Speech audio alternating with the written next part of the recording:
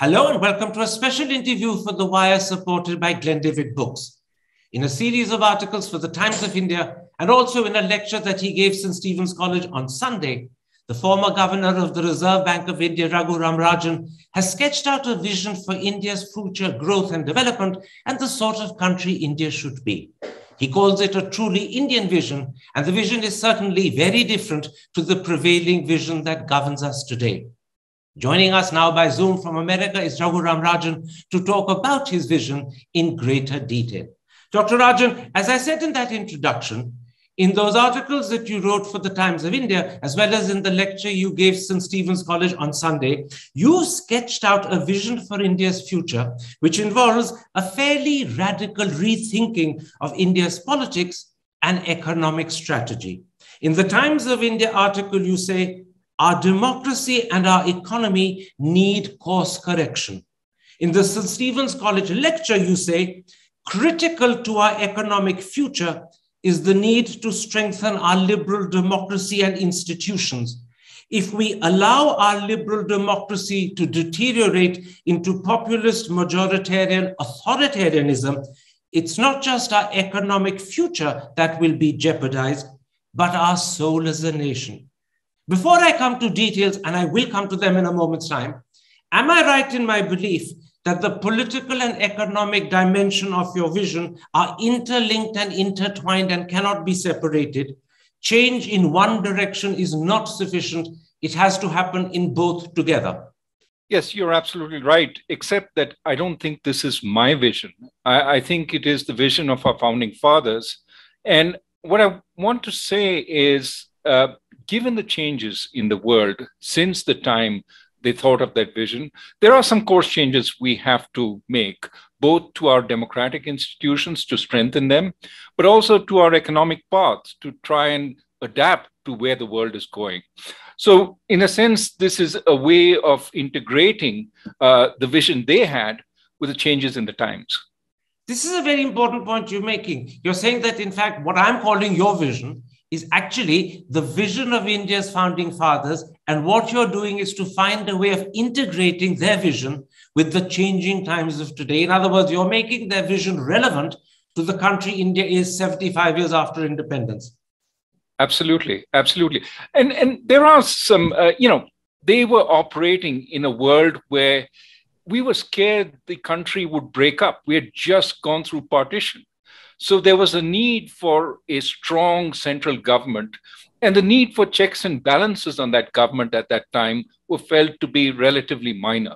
Of course, we've survived, in fact, flourished as an integrated country now for 75 years. And we have to start thinking, was that degree of centralization, was that degree of empowerment of the government, is that still necessary today? Are there ways that, in fact, we can get better governance through strengthening our institutions, the institutions that impose checks and balances? And can that, in fact, be beneficial for our economic progress, given the directions we need to take now, which are very different from the directions we had then? You already begun to hint to the audience the sort of things your political dimension actually touches upon. It's a rethinking of government, a restructuring of government. But let me, for the sake of the audience, actually start not with the political dimension, but with the economic dimension. I'll come to the political dimension thereafter. You start by pointing out our slow growth is not all the fault of the pandemic. Our underperformance predates the pandemic. Can you briefly explain to the audience, where did we go wrong in the decade after the financial crisis of 2008? Well, let's start first with the liberalization that happened in 1990-91 after the crisis we experienced then. We opened up the economy, and that was great for economic growth. We had 20 years of really strong economic growth, 7% a year. And this growth it came from the private sector, which was given a lot of new opportunities. We got away from the license permit Raj. We actually started focusing more on things like education. We spent more on education. We improved our schooling. We got most of our kids back into school. So lots of good things were happening on the private sector side, were happening on the social side. And what was left was, in some sense, the old dream of following the manufacturing-led growth pathway to middle income, which many countries have followed before us. And what was missing there was a build out of infrastructure, more roads, more utilities, more ports, more airports, et cetera, et cetera. And what happened before the global financial crisis is we started spending on those things. We tried to do much more infrastructure, and we ran into roadblocks. We ran into roadblocks such as, people disliked the way the land was being grabbed.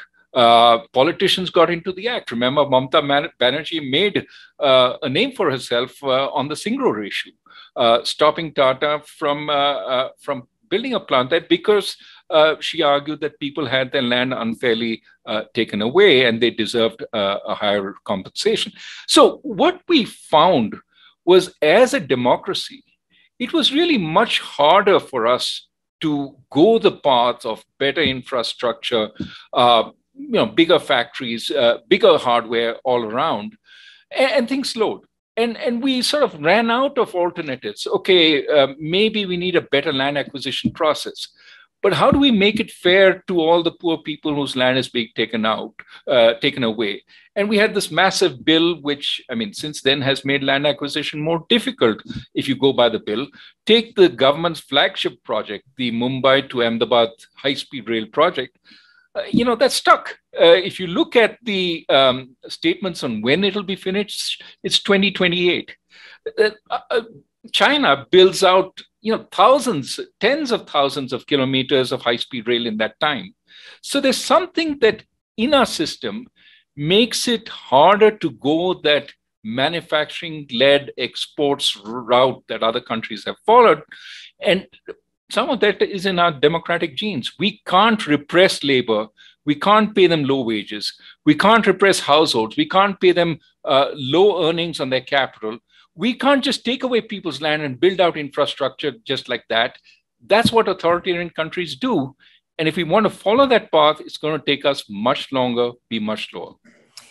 The problem is that the budget announced by the government on the 1st of February attempts to go down the very path that you are pointing out didn't work for India. The budget has a huge stress on infrastructure, and that means all the problems that we encountered 9-10 years ago will be back facing us again. And again, the budget has a huge stress on trying to replicate China. I believe that you firmly are of the opinion that replicating China, A, is not possible because the world has changed. It won't want another China. But you also believe it may not be desirable because it involves suppressing workers' wages, which in a democracy is almost impossible to do. So your feeling would be both the stress on infrastructure and the attempt to replicate China are an attempt to do once again something that you failed or that the world won't accept. Yes, I think we failed on two dimensions here. One is the building out infrastructure, and that's not to mean that we should give up. By all means, our people need better infrastructure. We should try, but let's not imagine that overnight land acquisition as a problem is going to go away. I was, for a long time of the impression we just need better laws, but for a variety of reasons, we don't need to go into the details. Land acquisition is just very, very difficult in India. And all infrastructure, especially of the kind that is going to make us a match for countries like China and Vietnam, will require a significantly faster, significantly more land acquisition than we've been able to manage. So let's keep working on it. But let's ask the question, what if that roadblock doesn't go away? So that's one question. The second is the manufacturing-led exports. And you're right, we cannot suppress our workers now and tell them to take wages which are below productivity. We cannot suppress our households and tell them we're not going to pay you higher interest rates because we need cheap capital for industry. I've had the experience of households complaining when they don't even get competitive rates that match inflation. Our whole households are very sensitive to all these things. So what we're trying to do there is instead of going that route, which is it's sensible not to go down that route, but the government is trying to compensate for deficiencies. If you look at the Ministry of Electronics website, it says, well, we have deficiencies, we have poor infrastructure, we have labor which is not as skilled, we have poor power, etc., etc. The sum total of these deficiencies amount to between 8.5% and 11% of the cost of goods. So why don't we help industry by first erecting tariffs, so give them some protection, but also give them subsidies so that it makes up this difference by which they're deficient. In other words, we're trying to pay for the deficiencies. That might be okay if there's a transition period over which the deficiencies go away. But it's not clear that we will fix those deficiencies. In fact, I will argue that our budget sometimes has gone the opposite way, for example, in ignoring the problems in schooling. And so if that is the case, then we are locked in to another failed experiment, the license permit Raj, where we erected tariff barriers and subsidized our industries, all in the hope that one day they would become competitive. And they never became competitive. Remember the Ambassador car, which we looked the same 40 years? That was the result of no competition, no opening up to the world. And we are trying to do similar things again. I'll point out to the audience that not only is this the thrust of the budget, which you said earlier in an earlier answer mistaken in terms of going back to trying to build infrastructure or trying to replicate the Chinese model, which the world is not going to accept at this point of time, but also another element of the budget that's mistaken is what you just mentioned, the trying and attempt to build up shaballs, as they're called, preferred industries by giving them subsidies, the production-linked incentive scheme. All of that is discretionary. All of that could lead to favoritism or some form of crony capital. And secondly, it may not overcome the deficiencies. It may create further problems. So even on this front, the thrust of the budget is mistaken, you're saying. Yeah, look, I think the emphasis on infrastructure is right. But I'm just saying that let's be cognizant of the fact that we haven't been very successful for good reason, because we have land laws, land acquisition laws, which are attempting to play fair, but which are really hard to use to acquire land in a reasonable manner. So given all that, I think we also have to ask the question, what if we don't build out that world-class infrastructure in the next 5 years? Are we just going to put all our eggs in this manufacturing-led exports basket, the PLI schemes that proliferate in every budget, coupled with the tariffs that keep going up?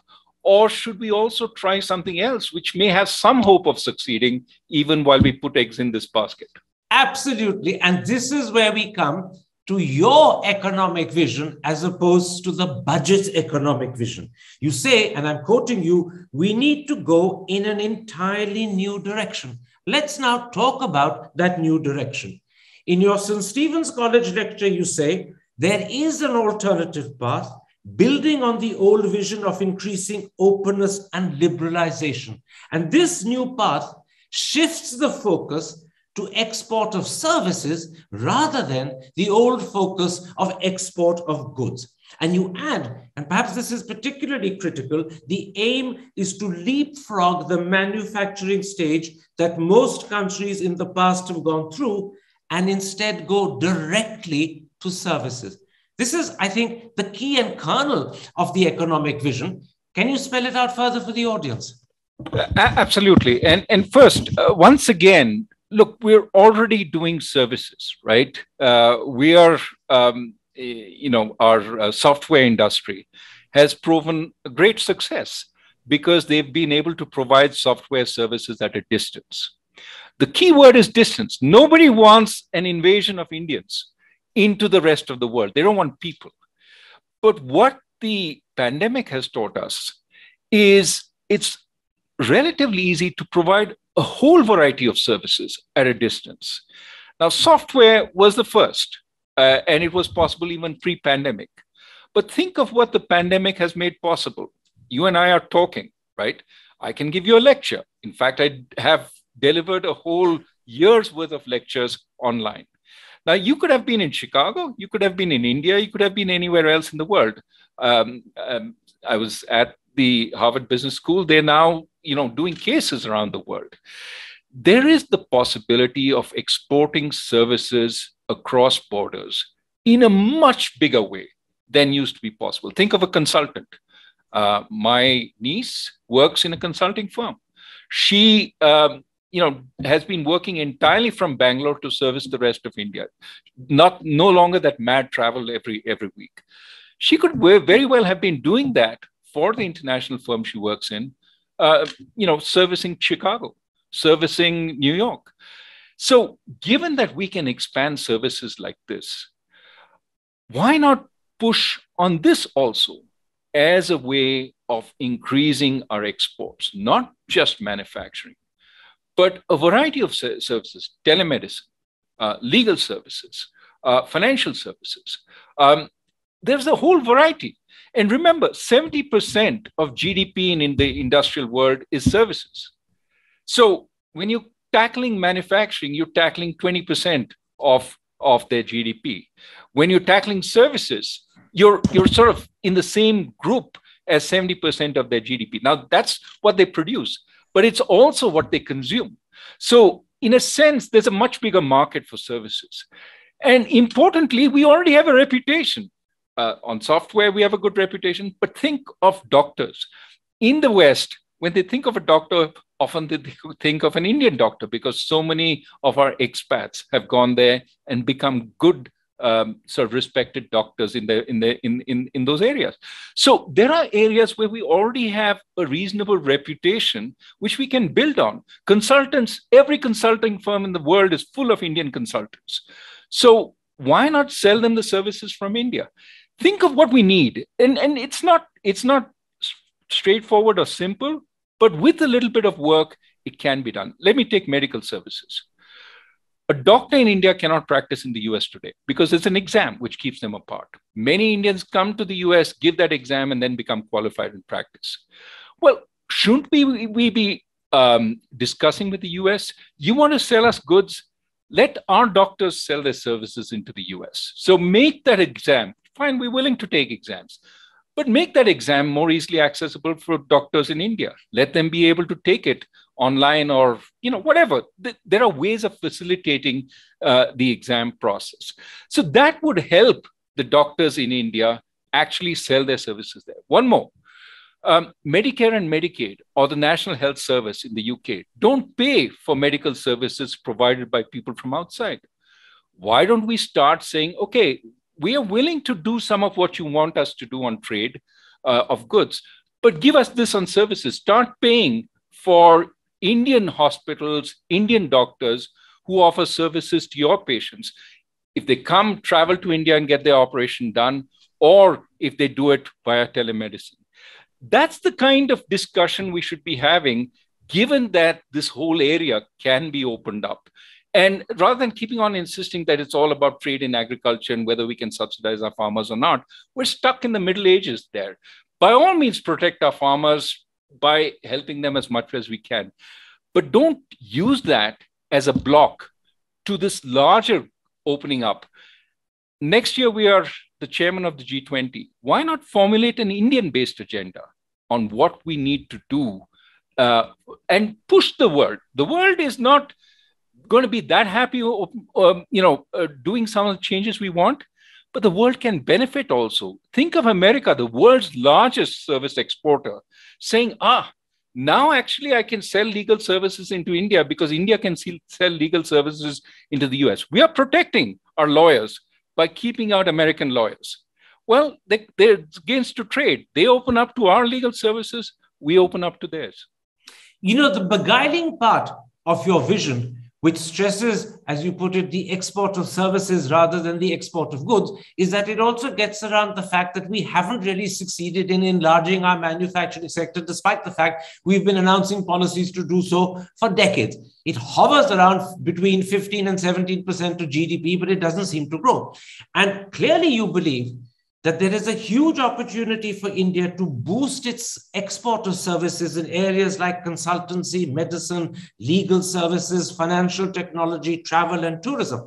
The problem is, will this create the sort of jobs we need? You know better than me that we need to create something like 7 million jobs a year because that's the number of people who enter the labor market. Conventionally, It's been thought that by expanding the manufacturing sector, you can actually create those jobs. Now you're focusing on services. Can services deliver the volume and quality of jobs we need? Well, first, we're not going to stop all the existing jobs. They certainly will be there. The question is, can we build on it in a way to expand much more, right? So every service job, high quality service job that is created usually creates another 5 or 6 other jobs. Now, these are lower quality service jobs. And by all means, we want to, in the end, get to a place where more and more people have high quality service jobs. But think of the lower quality service jobs that a high quality service job today provides. Immediately the person who has that high quality service job needs somebody to look after their kids. They need a cook. They need a security guard. They need a driver. Already we're talking 4 or 5 jobs. Now, again, these are not great service jobs, but they're better service jobs than what is available today in the village on that low productivity farm, which is declining in productivity and getting smaller and smaller. So in the transition from agriculture to services, you will be improving somebody's life. Now, you can make these jobs better. You can certainly talk about social security for these jobs so that if something like the pandemic happens and people are let go, there's something they have to fall back on, that they don't have to go back to their villages, that they can stay in the urban agglomerations where a lot of the high quality service people stay. But I think the objective is not to stop here. The objective is to elevate everybody by and large so that more and more people can make the transition to middle and high level service jobs. I tell you, at the RBI, one of my most sort of proud moments, or happy moments, I should say, is when I saw the children of what are called our class 4 employees, the people who used to work as the office messenger and so on. Their children had now, because of education, moved right into the front line of service jobs. Somebody was in Infosys, another person was a bank manager, et cetera, et cetera. So as we expand exports of services, we'll also create more services for the domestic economy, for sure, but we will also have a whole supporting line for these high quality services, which will also provide jobs. And in the longer run, everything will move up. There is a pathway for growth here. The important thing is that you start somewhere, you start improving the quality of jobs. I'll just point out for the audience at this moment that your stress on the export of services actually plays to the strength of the Indian economy. Many people do not realize that 57% of our GDP is services, and therefore we have a natural talent in that area as a people, and it therefore may not be that difficult for us to start exporting services in areas where we haven't exported services before, because that natural talent of handling services is very much in our DNA. In a sense, your vision plays to the DNA strengths of our country. I would argue, absolutely. And I would argue 2 things. One, the manufacturing-led growth sort of is harder for democratic countries because often it requires hard decisions like suppressing wages or suppressing the interest rate that households receive, or even taking away people's land without them being able to protest. So on the one hand, the more authoritarian countries like the Chinas and the Vietnams of the world, or many of the East Asian countries, when they grew fast, they were able to do a lot of this. But I think we cannot. We can certainly have more friendly laws and move some way, but it's going to be hard for us to do this at the pace that is required for the enormous number of jobs we need to produce. On the service side, we have some natural advantages as a democracy. Think of what is the most precious sort of item today. It is data. And the point is that data is precious because in a sense, if it is not protected, a lot of damage can be done. And so what you want is data to be, people who part with their data, to have a sense that they will not be blackmailed, that the data will not be spread around to any and everybody, that it will be kept confidential. I mean, think about medical data. Do I want everybody in the world to know all my ailments? No. Think about if I'm a firm, I'm hiring a consultant. Do I want my competitors to have access to this data? Or do I want a government in which I operate to know exactly what I do so that it can start, pressurizing me in this way and that way? So there is an element of, privacy, of protection from excessive intrusion by the government that a democracy can offer. And for that, we have to build on these things. In fact, this is the point at which your political dimension begins to tie in very closely and intricately with the economic dimension of your vision. We've been discussing the economic dimension, and you believe that what lies at the core of the political dimension is that India needs to reinforce its credentials as a liberal democracy, because that will enable this stress on the export of services to work. And here you identify two changes that you believe must happen. Let's go through them one by one. First, you say, and I'm quoting you, we must place greater weight on individual rights and freedoms. You specifically talk about the misuse of laws like UAPA, impulsive cabinet decisions that are taken without proper or sufficient parliamentary consultation. You talk about suppressing unfavorable data, and you also talk about protecting free speech and criticism. Why is all of this critical to the economic vision you've already explained? Let's talk about the first. I want to separate this into two pieces. One is investing in people, and the second is having a government that learns, thinks, and adapts. Investing in people. We really need to elevate the level of our human capital, right? We need to increase the quality of our education, increase the spread of our education. So all those people can be doing jobs as consultants and maybe as master chefs, but not necessarily be doing the job of security guard. So how do we do that? Well, we need to improve education at every level, for example. We need to improve medical services at every level. We need to increase the capabilities of our system. The problem with some of our system is, of course, we're not funding it sufficiently. We all keep talking about how little goes into medical services, and we've sort of will have a rethink, hopefully, post-pandemic. But even education, right? We are spending a lot of money, but we're not getting the returns to higher quality education at the lower level. All our children used to be in school. Of course, they haven't been in school during the pandemic, but they didn't learn very well, so a lot of them dropped out.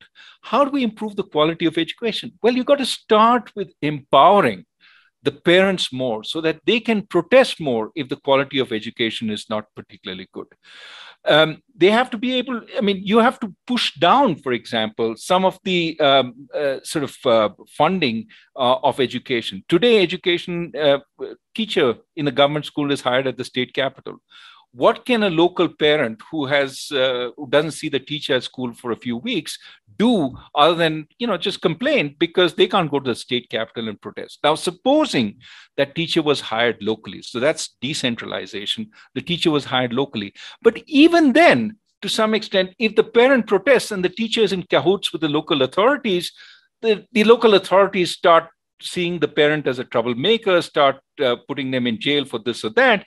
We've had a history of this. That is, it is very hard to get change simply because there is a great fear that if you criticize, you get labeled as a troublemaker and the authorities can work against you.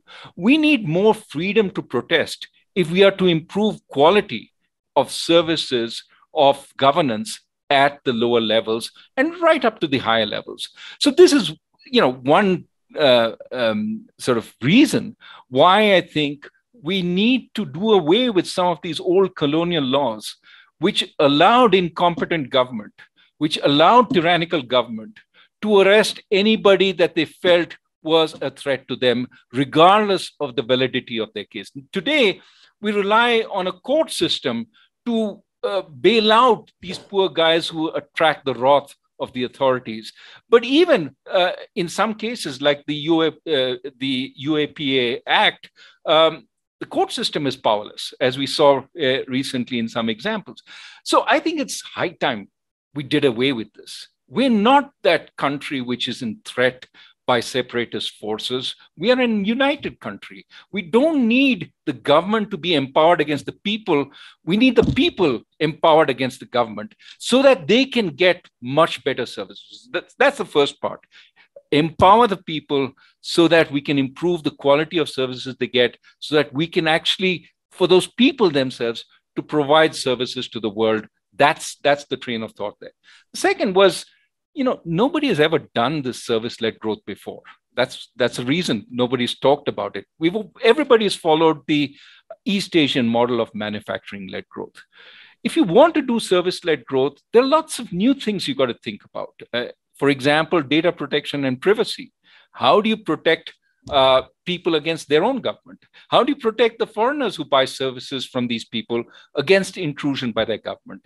This is something China cannot do because China has an excessively powerful government which can intrude all the time. This is something India can do, but it needs a thinking and learning government. It needs a government which is subject to criticism by people who say, your privacy law has a huge number of holes which don't meet what the Supreme Court intended when it set out its very broad message on privacy. Those are the kinds of, and we need a government which absorbs that and then adapts as it follows this new path. And that is why I'm saying we need a government which, is capable of learning. In fact, in the Times of India article you wrote, you go one step further to explain why India's politics can sometimes hold back economic growth and development. And this is another reason why you believe change in politics is essential. You write, and I'm quoting you, a beguiling but eventually debilitating cocktail of Hindutva-driven nationalism, sweetened with populist welfarism, and made politically attractive by a charismatic leader is partly why we face these challenges. In other words, the government of the day must rethink itself and the way it behaves. That is important. Otherwise, the atmosphere, the mood, and the governance will not permit a huge increase in the export of services. Yeah, no, I think what we tend to do is deflect people's attention from the most serious issues that face them. I mean, if you think about today's most serious issue, I think it's undoubtedly our children, especially the children of the lower middle class and the very poor who've not been able to keep up during the pandemic.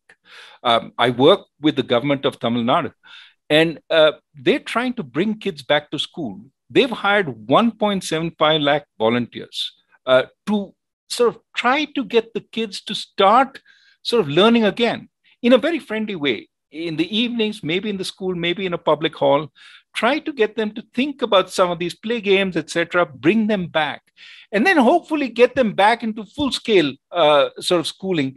But remember, these kids have missed 2 years of school, which means they've effectively missed more because they've forgotten some of what they knew.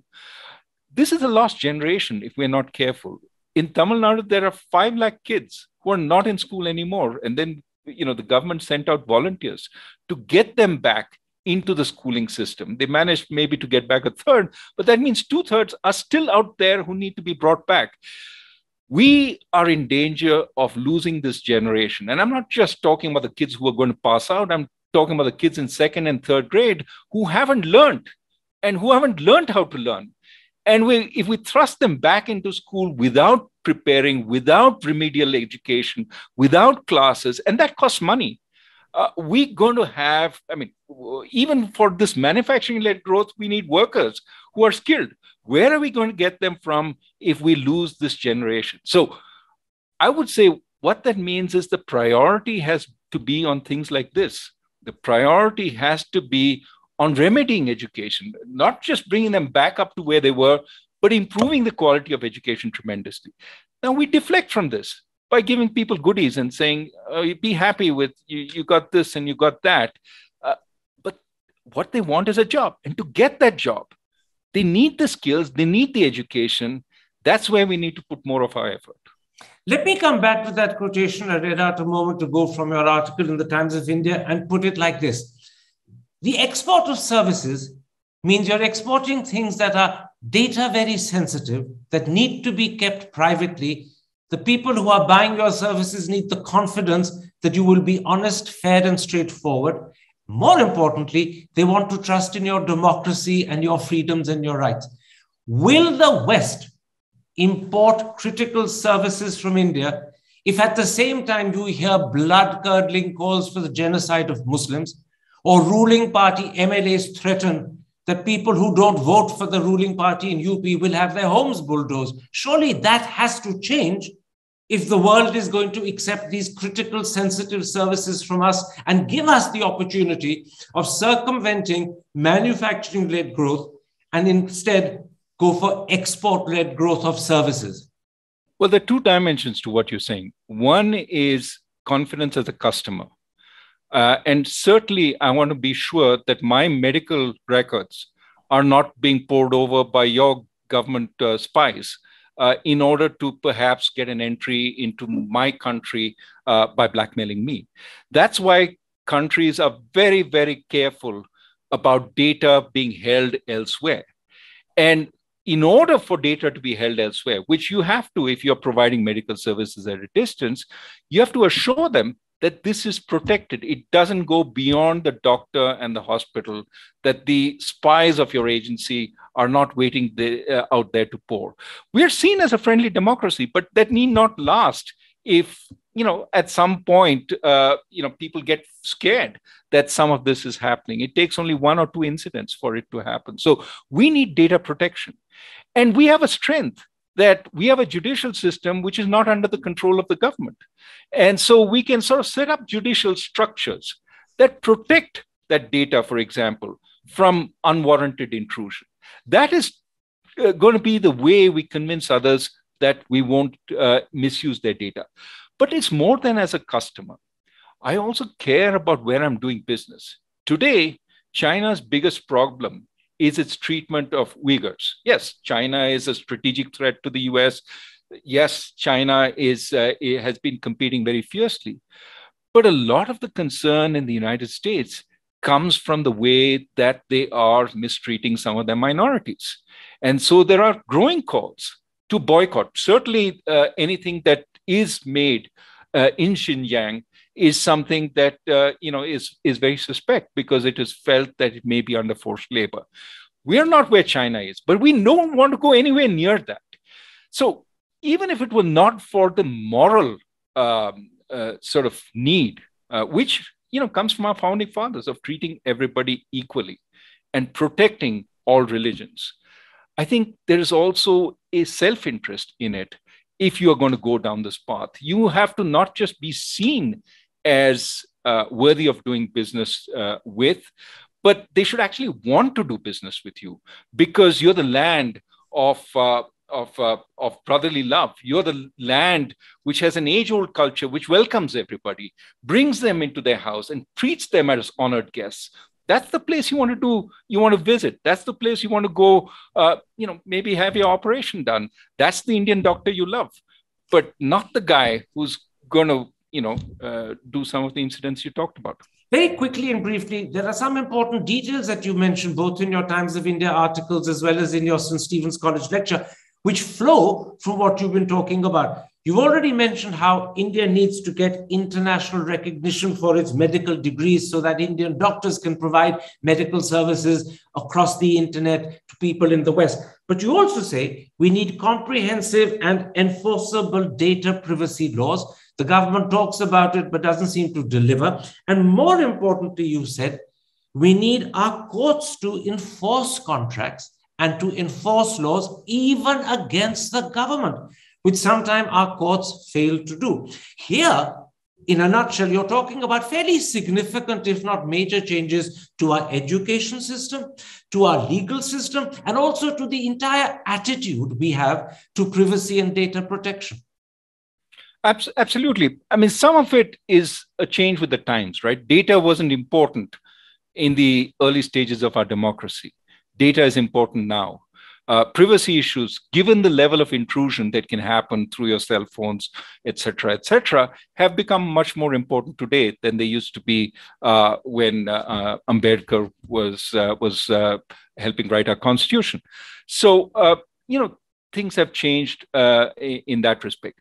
But things have also changed for the country. The need, when we became independent, we didn't know that we had capable government. We didn't know we were capable of governance because we were never allowed to govern. Now that we have experience of reasonable governance over the last 75 years, now that we've stayed together as a country for 75 years, it's time to start thinking, do we need all these protections for the government, this empowerment of the government at the expense of everything else that we had? Or is it time to start, in a sense, putting more checks and balances? Because that will be good for our people, because the right to protest when you get bad service is an important right. But also it'll be good for the government, because the right to hear criticism when you're going off track, or the ability to hear criticism when you're going off track, can be very good in course correction. When you deny all criticism, when you shut it down, you can go in the wrong direction a long way. And relying on your own people when you have accumulated power to tell you you're going wrong is simple foolishness. Because when you accumulate all power, nobody is going to tell you you're going wrong. Absolutely. Now, I said earlier on that, in fact, for the implementation of your political vision, you had identified two important changes. One we've talked about. The other I'll touch on very briefly. It is basically decentralization of governance. And you've hinted at it. You're talking about a devolution, not just of functions, but of funds also, down to municipalities, down to panchayats. How critical is this part? Well, it is very important, because if we're going to try and improve the quality of services to our own people, medical services, educational services, we need to have people who get those services to feel more empowered. One way of empowering them is what the government is doing, cash transfers directly to people, and we need to think of more ways of doing that. But the other way that you want to empower people is by giving them the right to protest when things go wrong. Right now, as I said, that person who controls everything is sitting in the state capital, 300 miles from where you are. That's one problem. So you don't have the ability to protest. And the other is, as I said, the sort of sometimes draconian laws, which allow the local authorities to select out those who protest and perhaps deal with them in that way. So a number of changes. These aren't the only changes that are needed. But decentralization would give them a face, a person who appoints the local teachers, a person who pays for the local medical services, and who can see when the dispensary never has medicine. That's the person you can go and protest to. Today, if you protest, centers in AII, state capitals in AII, unse baat kijiye. So the problem is now you cannot get to the people who have power. And decentralization will help that. This is, again, a design in the original constitution. It was left as something to be done in the directive principles. Yes, we need the third level, but Ambedkar believed that the village was a den of corruption, of elitism, and he wanted, in a sense, to modernize that whole process. And therefore, he was more open to a lot more centralization. But now we have a strong center, we have reasonably functioning state. That third level needs to be strengthened. We need municipalities that can be held responsible for what is going on in the town. And that requires decentralization. Absolutely. I'll just add one other thing. It's not just the power of protest that decentralization will give people. It will also give them the power to decide. There are many things that parents and individuals can decide for themselves a lot better. And if that power is devolved to the panchayat and the municipality, then you're empowering them in a second way. Not only can they protest, but they can decide. Absolutely. And there's a third element, which is ideas. Because when people are left to do their own thing, they come up with innovative new things. Some people may say, here's a different way of running our school. And if there are that different way becomes successful, then others come and learn from it. There's a process of learning best practices, which gets defeated when the diktat is sent from the center to the states or from the states to the panchayat. Thou shalt do this and no differently. That's when you kill all initiative, all ability to experiment and learn. And that's why decentralization, again, can help. Dr. Rajan, we're coming to the end of this interview, so let me try and sum up. In that critical St. Stephen's College lecture, and I referred to it many, many times, I really do believe it's a very critical lecture. You said, and I'm quoting you, I am calling for an Indian growth path that builds on India's strength and tolerance and respect for all. Not just the fact that we have regular elections, but that the argumentative Indian can debate and criticize. In other words, as you put it, I'm calling for us all to put the politics back into economics. That, in a sense, is key to what you're proposing. I think they hang together. I don't, sometimes when I make these points, people say you're talking like a politician. But, politics and economics were always entwined. It was called political economy because, so much is interdependent. As I said, the way our democracy operates affects how we can say build out roads or whether we should build more schools as opposed to, maybe a chip factory. So, everything is interlinked. And to ignore one part entirely and to say, you should be an economist, just talk about prices, demand and supply. Don't talk about politics or democracy or free speech. I think that misses, in a sense, the trees for the forest. I want to go to the very last sentence, I believe, of that St. Stephen's College lecture and say this. This vision that you sketched out, which fairly radically rethinks India's politics and its economics, is what you called in that lecture, and again, I'm quoting you, a truly Indian vision. In other words, this is crafted to give expression to the genius of the Indian person, which is why you believe the stress on services will provide us an opportunity to grow. Manufacturing is not likely to do so, given everything you've discussed. This is a truly Indian vision in that sense.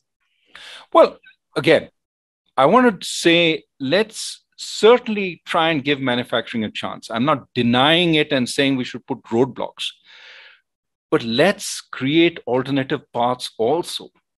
And that's where we need to focus on our people. And our people, you see them everywhere, have crafted fantastic careers for themselves. We have to give them that chance. We have to give every Indian a chance. And that means, I would argue, certainly opening up services to a much greater extent than we have and working on it. Some of it requires government work, but some of it requires work by all of us. Two quick questions, because I'm pretty sure they will have occurred to the audience as they heard you speak. Are you in touch with any political party that is willing to accept and implement this vision? No. And that's not because I've laid it out and they've said, no, this is not something we want to do. It's more that at this point, I'm trying to sort of, with the help of a few friends, trying to flesh out what this might mean in a big way. And, we're testing it out, certainly trying to talk to students, talk to academics, hearing the feedback, hearing criticism, and trying to develop it. And hopefully at some point, somebody who has influence will hear it and say, maybe this is a way to go. I certainly think the G20 presidency that we have next year would be an important place to, in a sense, draw attention to the need for liberalizing services across the world so that we have more of a chance of penetrating there. And I think we have a good chance of success because the developed world also wants openness in services. They want to sell their services everywhere else. They want to sell us some of their stuff. We can sell them our stuff, gains to trade. You said a very interesting thing. You're working on this with other people. So this is, in fact, a collaboration of like-thinking, like-minded people who are together working on this, what I call vision for India. Yeah, I mean, look, any kind of ideas develop in dialogue. And certainly Rohit, with whom I write these op-eds, but others, I don't know that they want their names mentioned at this point, but we're all talking and trying to see, how. And I don't want to implicate them because I'm not sure they agree with every sentence I've said. But together, I think, and there are many groups like this in India. So I don't want to claim we're the only ones, but there are many groups that are talking about what alternative vision can we have to what is dominant today. And I think it is incumbent on those who don't think the current vision is the right one to offer alternatives that are persuasive and that are subject to criticism themselves so that they can be developed in better ways. My last question. Usually when people lay out a vision for the future of their country, for the sort of country it should become, that sort of person is either in politics or keen to get into politics. You've just laid out a vision fairly comprehensively. You've clearly thought it through in some detail. Would you be interested in coming into politics? I'm an academic, so my trade is in ideas. What I'm hopefully, what I would like to do is try and persuade people that this idea, which I believe in, is worth giving more attention to. That is really my hope. That we have, when people look grim and say, this is what faces us, but what's the alternative? There's nobody with any alternative.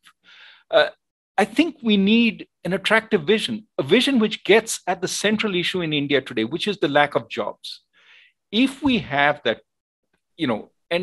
people can sort of start saying, okay, here are ways we can make it better. Then we have an alternative to latch on to.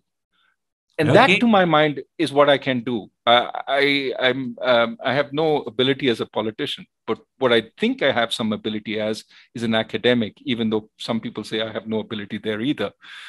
But you are interestingly reversing Keynes. I think he once famously said, behind every politician is a failed economist. You're determined to show the world that behind every successful politician is a brilliant economist. I don't know, but let me put it this way. I think India sort of is a country with enormous potential. And I think in a sense, our failure has been to be imaginative enough to harness that potential. And if we can do more in this dimension, and each one of us sort of academics has a responsibility here, if we can provide more ideas, throw them into the mix, and let the debate sort of produce an alternative, I think we've done our duty. But if we don't, I think we failed. I thank you, Dr. Rajan, for this interview, for explaining in such detail your vision, both the economic dimension and the political dimension, and how actually they're intertwined and enmeshed, and you cannot have one without the other. And as you said, you're hoping that someone at some time will say, this is the way to go. Clearly, the ball is now to be picked up by some political party, some Indian politician, and hopefully race with it to scoring point. Thank you very much indeed. Take care. Stay safe.